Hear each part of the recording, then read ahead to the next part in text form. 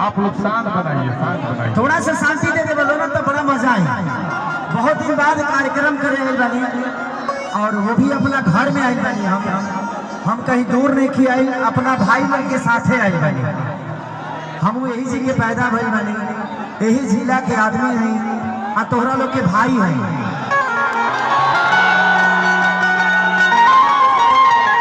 आज गाना रिलीज भेला अन्नपूर्णा फिल्म से हरदी लागे जान के।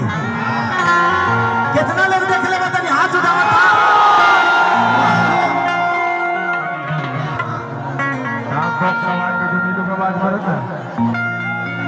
अरे बाप रे, तू कहाँ से आ गया बेटा? कुछ नहीं, कुछ नहीं, कुछ नहीं। किरो बना सही का झाड़े बनावा के प्यारी हमीं का सड़ी को खफाने की कहे की जाने भफाने की कि अखिलेश के खेसारी खाती भुलाए बड़ी हमारी आज हरदी से लटाई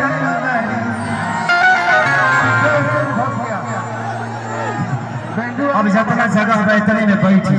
एक बार बैठ ही जाइए, यहीं पे बैठ जाइए, सब लोग साइड में बैठ जाइए ताकि स्टेज खाली समझ में आए, ताकि कार्यक्रम शुरू हो सके। सब लोग पीछे हो जाओ, सब लोग पीछे हो जाओ, सब लोग पीछे हो जाओ।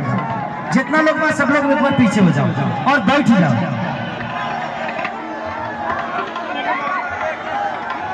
बंटी एगो और कुर्सी लिया था अमर भैया खाती। सही बात है। अब देखा कैसे बिहार का तुम लोग बदनामी करते हो। अरे